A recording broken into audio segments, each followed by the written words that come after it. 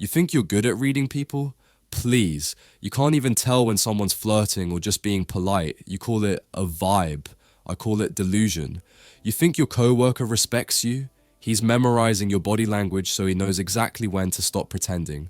Your gut feeling has a 30% accuracy rate. You're not intuitive, you're lucky. And worst of all, you've been lied to so well and so often you started calling it love. Welcome to the jungle of human interaction. Time to learn how to read people like a goddamn FBI profiler. You think you're good at reading people? Please. You can't even tell when someone's flirting or just being polite. You call it a vibe. I call it delusion. You think your coworker respects you? He's memorizing your body language so he knows exactly when to stop pretending. Your gut feeling has a 30% accuracy rate. You're not intuitive, you're lucky.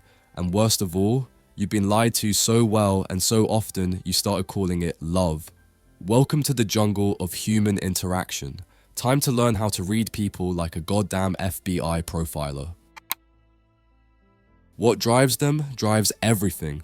You ever wonder why the guy who just got dumped hits the gym twice a day and starts quoting Marcus Aurelius on Instagram like he discovered stoicism yesterday? Or why your coworker explodes over a missed deadline like it's a war crime? No, it's not just passion or pressure, it's unhealed wounds in disguise. What drives them? Drives everything. We're not just reading people, we're reading pain, ego, fear, trauma, fantasy, desperation. And if you can't handle that, you're not reading at all. You're being manipulated. Here's the truth. People are not hard to read. They are painfully predictable. Once you understand that 90% of behavior is just someone trying to not feel something. We are emotional creatures, duct taping logic on top of a subconscious survival system. And your biggest failure is assuming people act based on what they say. That's cute. People act based on what they can't admit to themselves. They don't act out of reason. They act out of what they're repressing, what they're hiding, and what they're terrified you'll see if you look too close. Want to be a master at reading people? You have to become a shadow hunter. Let's start with the most gut-wrenching and yet obvious thing nobody likes to talk about. People don't act from who they are. They act from who they're afraid they are. And that fear, it lives in the shadow. Borrowed from Carl Jung, the shadow self is the psychological trash bin where we've stuffed all the parts of ourselves we don't want the world to see. The weakness, the jealousy, the shame, the stuff we pretend doesn't exist while it puppeteers our behavior. You think the loud, arrogant guy at the party has confidence? No, he has a crippling inferiority complex. You think your ex was a narcissist because they loved themselves too much? And nah, they hated themselves so much they had to construct a false identity just to function. Here's the formula. Every exaggerated behavior is a defense. Every mask reveals the face it's hiding. So if someone is obsessively clean, they're probably terrified of being seen as chaotic or not good enough. If someone overshares emotionally with people they just met, it's not vulnerability. It's usually trauma dumping disguised as connection. The next time you feel off about someone, don't ignore it, interrogate it. What you're seeing is not the behavior, it's the compensation, but the shadow isn't the only part running the show. Let's talk about that adorable, fragile, tantrum-throwing menace living rent-free in your psyche, the inner child. This little demon is basically a 6-year-old version of you wearing your adult face, hijacking your relationships and deciding how you process pain. Ever met a grown man who shuts down emotionally during conflict like someone unplugged him? That's the inner child. Or the woman who freaks out when she feels ignored, as if she's being emotionally abandoned on a playground. Yep, inner child again. Most people don't grow up, they just get taller. And it gets worse. Combine the shadow with the inner child and you've got yourself a hot mess of defense mechanisms. Denial, projection, repression, rationalization, and everyone's favorite, blame shifting. These aren't quirks. They are survival strategies built by someone who didn't get what they needed when they were 5 and never figured out how to deal with it. So next time you're in a conversation with someone and it turns weirdly defensive or dramatic, you're not talking to an adult, you're talking to a scared kid in grown-up drag. Now let's get strategic. If you want to actually read people, you can't just listen to what they say, you have to track what they avoid. That's the magic. Their motivations aren't revealed in their interests, they're hidden in their deflections. Ask yourself, what are they trying to prove? What are they trying to hide? Who are they trying to impress? What would make them lose their cool? That's where their true self lives, under the mask, behind the performance, buried beneath the trauma responses. You have to get surgical about this. You're not just observing behavior, you're reverse engineering why it exists. Let's talk science for a moment. Enter Maslow's hierarchy of needs. People don't all act from the same drivers. A broke college student might lie to their parents not because they're dishonest, but because their safety need is threatened by disappointing their only support system. A newly divorced executive spirals into dating apps because their belonging need is hemorrhaging and they're desperate for validation. Context isn't optional, it's everything. If you try to understand people without figuring out where they are in their motivational pyramid, you'll misread every signal they send. But the most deceptive and dangerous motivator of all? The ego, the psychological porcupine. You know this one. It's that invisible part of you that would rather destroy your life than admit it's wrong. Ego is the voice in your head that tells you, they just don't get me, when your coworker gives you honest feedback. Ego is the reason you block someone instead of apologizing. It's the reality distortion device you wear like armor, and the more fragile the ego, the more aggressive the defense. That's why some people go full beast mode over small criticisms, because the ego doesn't process reality, it processes threats. So when you see someone overreacting, lying, denying, blaming, or melting down, don't react. Analyze. What part of their ego is under attack? What identity are they trying to protect? People will burn bridges, lose jobs, sabotage relationships, and rewrite history just to avoid ego pain. If you learn how to spot that, you'll have X-ray vision into human behavior. Now here's the killer truth. All behavior makes sense when you know what someone's trying to protect. It's not random, it's patterned. The people who seem the most irrational are usually just the most hurt. So if you want to stop being blindsided in relationships, manipulated at work, or confused by your own damn choices, stop asking, what are they doing? And start asking, what are they defending?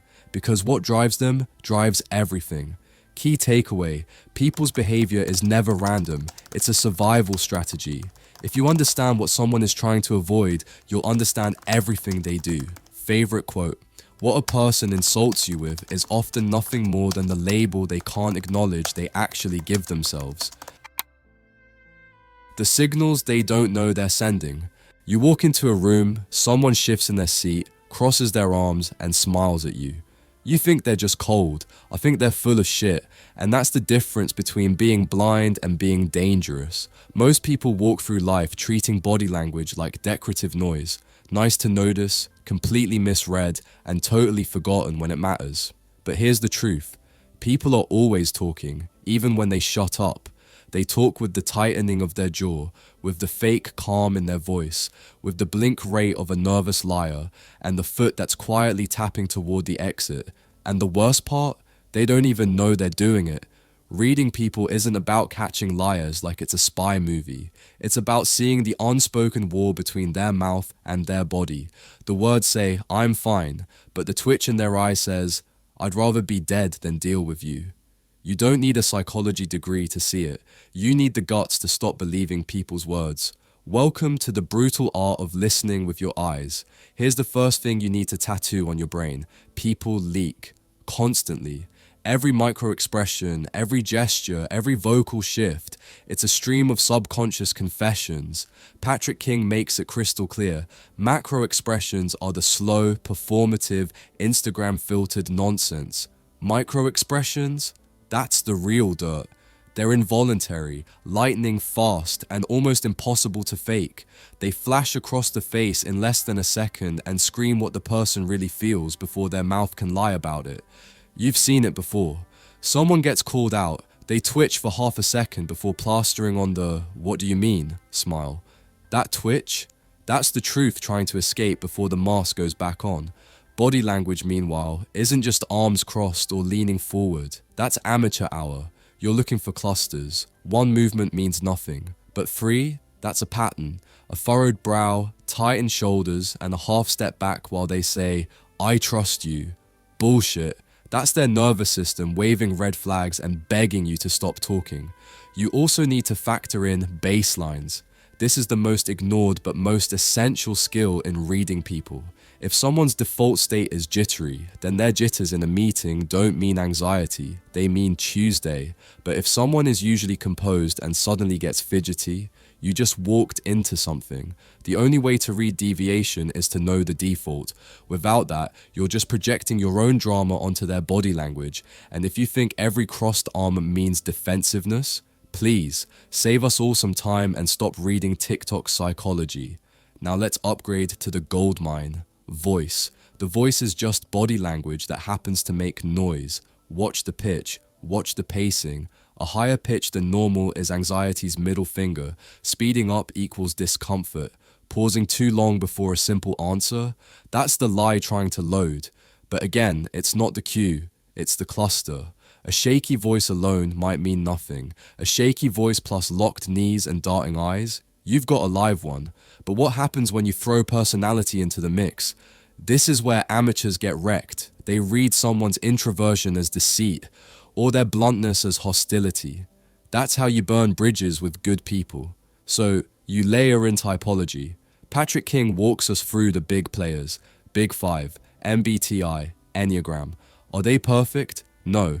They're frameworks, not psychic powers. But if you know someone's natural preferences, are they high in neuroticism? Are they more intuitive than sensory? You can filter their behavior through that lens. You see someone withdraw in a heated moment. If they're conflict avoidant, that's not betrayal. It's self-regulation. Someone else blurts out what they're thinking. That's not rudeness, it's extroversion on steroids. Personality is the filter through which their signals come out. Ignore that and you'll misinterpret everything. That cold stare might be thinking, that loud voice might be love, that silence might be safety. Most of you are walking into human interaction like it's a guessing game, when really, it's a math problem. Not hard math, just enough to spot when the numbers don't add up. The clues are everywhere. You just stopped looking because you were taught to listen to lies instead. Let's get practical. Look for congruence. Are the words matching the face, the tone, the vibe? If not, believe the body. People lie with their mouths. Their bodies don't get the memo in time. When someone says, "Sure, I'm happy to help," but their eyes are dead and they flinch when you ask them again, walk away. You just heard the real answer. Here's the catch though. People don't always know they're lying. Sometimes they've convinced themselves they're okay. They've repeated the lie so long it feels true. But the body, it keeps the receipts. That twitch, that clench, that breath they didn't take, that's where the truth lives. You're not just a reader now, you're a forensic interpreter of suppressed emotion. Now, about those personality systems. No, the MBTI isn't astrology with better fonts, and yes, the Big Five is your best friend if you want scientific grounding. Ocean. Openness, conscientiousness, extroversion, agreeableness, and neuroticism. You don't need to memorize it, just observe it. Who's quick to explore ideas? High openness. Who cancels on you 3 times and calls it self-care? High neuroticism. These aren't judgments, they're blueprints. Use them. Don't over-rely on labels. Personality types are starting points, not prison sentences. You're not pinning someone down, you're giving yourself an interpretive lens. And if they surprise you, good. That means you're paying attention instead of painting everyone with the same brush. What this all comes down to is attention. Ruthless, precise, empathetic attention. Stop taking people at face value and start noticing the leaks, the cracks, the misalignments.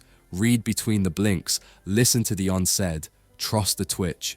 People tell on themselves all day long. You're just too busy believing their performance to catch it. And if you still think reading people is about guessing who's lying or not, you've missed the point entirely. Reading people is not about confirming your biases. It's about dismantling them.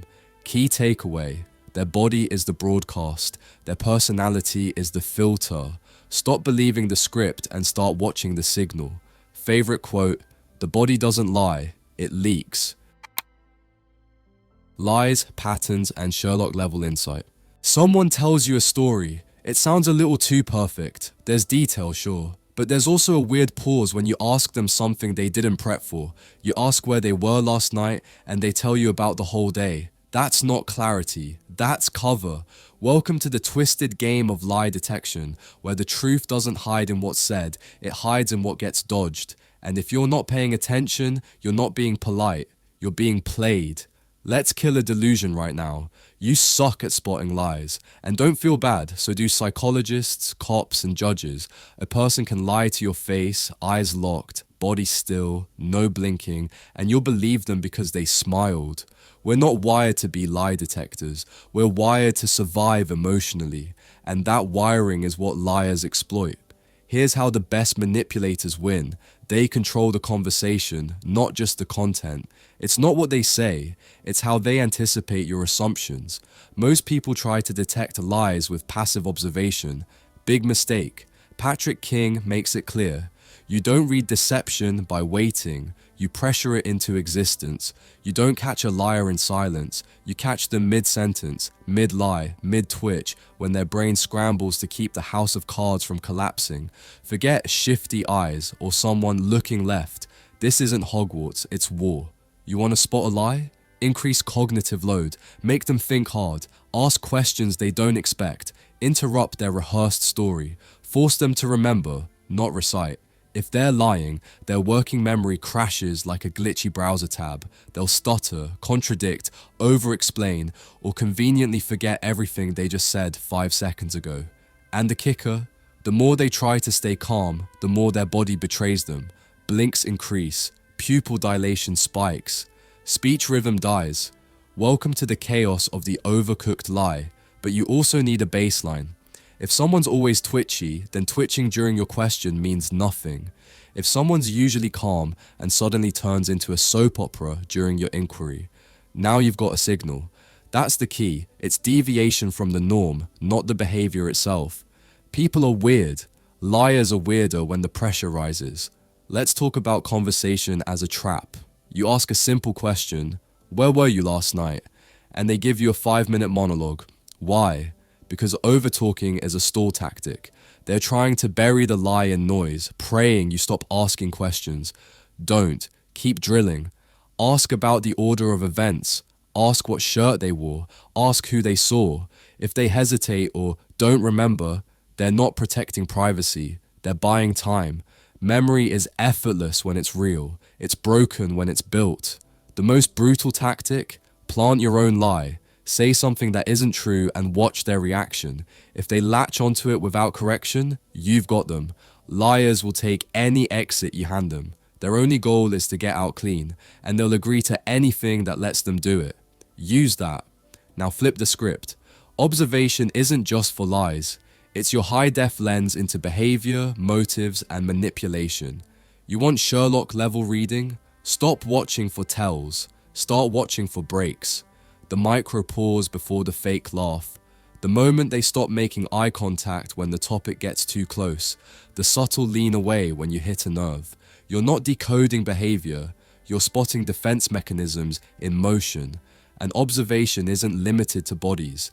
King makes it clear. Watch everything. Their word choice, their room, their habits, their social media. You think their Instagram isn't part of the story? It's the script, that curated, filtered, sunshine-drenched projection of their personality. That's the lie they tell the world every day. Scroll through the captions, notice the patterns. Are they always the victim? Always proving something? Always craving applause? That's the mask. Peel it. Even their stuff tells on them. What's missing in their space? What's hidden? What's excessive? Obsession with trophies, probably validation junkie, super neat desk but chaotic closet, might be about control. Someone who posts 10 quotes about strength but folds under pressure. Classic compensator. You don't need to be a psychic. You just need to be brutally honest about what the signals mean. One of the sharpest tools you've got? Questions. But not just any questions. Use indirect questions to get direct answers. Hypotheticals are king. What would you do if someone lied to you? Boom. Watch them project. People reveal their character when they don't think they're talking about themselves. It's projection season all year long. Catch it. Here's the hard truth. People don't lie with intention all the time. Sometimes they lie because their reality is too ugly to admit, and sometimes they lie to themselves so hard they believe it. That makes them even harder to read, because now you're not spotting deception, you're untangling delusion. But once you see the patterns, you can't unsee them. The lies are never clean. The observation gaps are never silent. The story always breaks at the weakest point, the part they didn't think you'd notice. And if you've trained your brain to spot the stutters, the inconsistencies, the emotional misalignments, you're unstoppable. The scary part? Most of this is predictable, because people aren't as complex as they pretend to be. They're repetitive. They run scripts, hide behind language, and get defensive when their ego feels threatened. All you have to do is poke, watch, and connect the dots. This isn't magic, this is skill. So next time someone tells you something that sounds off, don't just nod like a polite idiot. Ask, probe, observe. And when the whole story falls apart in real time, don't smile, learn. Because now you're not just listening, you're reading between the syllables. Key takeaway. Spotting deception and decoding people isn't about magic or instinct. It's about putting them under enough conversational pressure that the mask can't hold. Watch for misalignment, question with purpose, observe like a surgeon, and remember, if the truth is real, it survives the pressure. The lie never does. Favorite quote, good lie detection is not about spotting the liar, it's about creating the moment they can't lie through. Conclusion. So here's the brutal truth. You've been walking through life half blind, half aware, and fully manipulated. And it's not your fault, but it is your responsibility. You thought reading people was about picking up on vibes. Nah, it's about decoding the trauma they buried, the lies they rehearsed, and the survival mechanisms they dressed up as personality. You thought you were dealing with friends, co-workers, lovers, enemies? No, you were dealing with motives, projections, fear responses, shadows, masks. Now you know better. From the hidden motivations people can't name, to the body language they can't fake, to the patterns they can't stop repeating, this book didn't just hand you a few tips. It handed you a psychological sword, and you'd be a fool not to use it. You want to walk into a room and instantly know who's pretending, who's hiding, who's bluffing, and who's about to detonate? This is your edge. You want to know why your ex ghosted you? Why your coworker hates you? Why your date seemed perfect and then vanished? This book doesn't sugarcoat. It strips people bare. And if that scares you, good.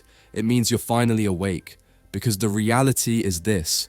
Everyone is wearing a mask. The smart ones know it. The dangerous ones don't. Your job isn't to judge them. It's to see them clearly, brutally, accurately. That's what this book was about.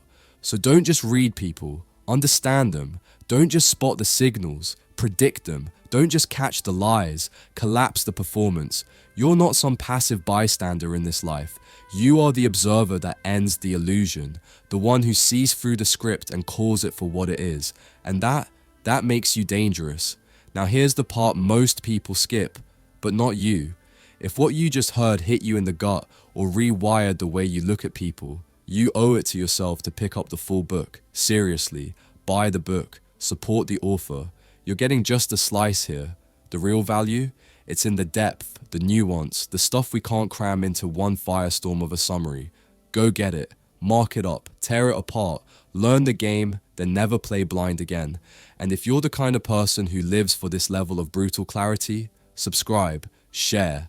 Turn that algorithm into your foot soldier, because this is just the beginning. Every video here is designed to punch you in the truth and wake up the part of you that's done being fooled. Don't just escape the noise, escape the ordinary. Now go, read people like a book, and never, never let anyone write the ending for you again.